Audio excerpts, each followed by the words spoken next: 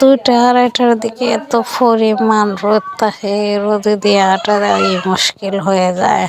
এখন তো শীতের মৌসুম, সকালবেলায় অনেক অনেক কুয়াশা হয়, আর কুয়াশা ছাড়াইতে ছাড়াইতে 10টা 11টা বেজে যায়। তারপর যে রোদ উঠে, এই রোদে দিয়ে হাঁটাই অনেক মুশকিল, এত পরিমাণ রোদ থাকে।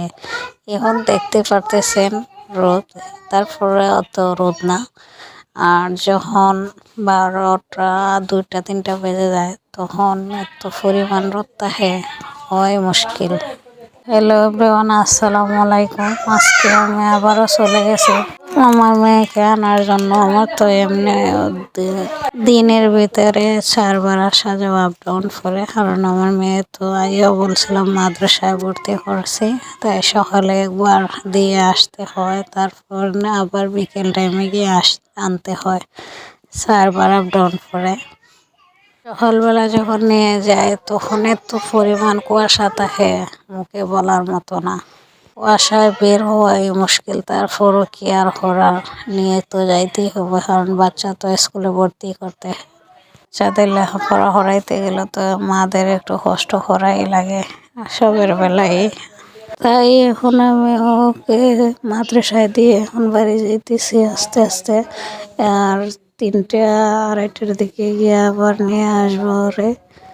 একা যাইতে পারে না, কারণ ছোট একটা বাচ্চা আছে আমার, 3 বছরের বাচ্চা। ওরে নিয়ে ওর সাথে নিয়ে আসতে হয়, আবার ওরে সাথে করে আবার দিয়ে আসতে হয়, কারণ বাড়িতে আমার কোনো মানুষ নেই যে ওরে যে একজন মানুষের কাছে দিয়ে আমার বড় মেয়ের নিয়ে মাদ্রাসায় দিয়ে আসবো, এরকম একটা মানুষ নাই। তাই আমার ছোট মেয়ের সাথে করে নিয়ে, দুজনরে সাথে করে নিয়ে আবার যাইতে হয়, আবার আসতে হয়। এই ঝামেলার মধ্যে আমি আছি।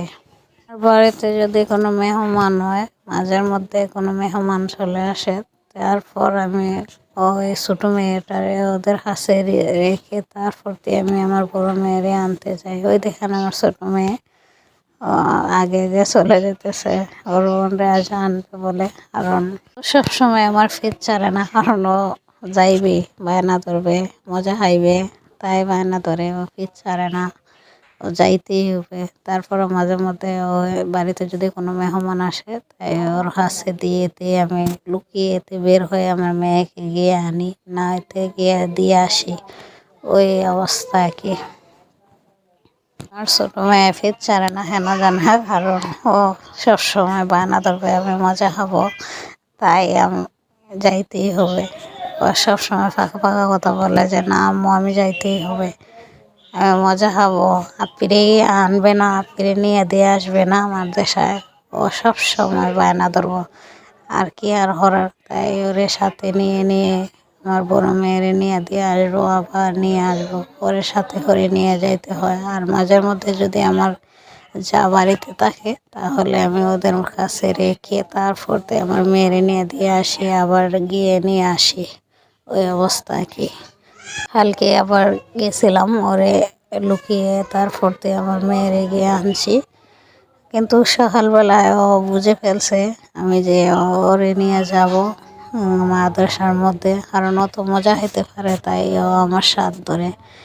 তাই বুঝে ফেলছিল আমি আমার সাথ ছাড়েনি, তাই কি আর করার, ওরে সাথে নিয়ে তারপর গেলাম আর কি। কিন্তু যখন বিকেলবেলা আবার আনতে যাই, তখন ও মোবাইল দিয়ে যায়, আর না হইতে ওরে ঘুমের মধ্যে রেখে যাই যদি ঘরে কোনো মানুষ থাকে। আর ঘরে যদি কোনো মানুষ না থাকে, তাইলে ওরে কি আর করার, সাথে করে নিয়ে যাইতে হয়, আবার সাথে করে নিয়ে আসতে হয়। ওই ঝামেলার মধ্যে কি।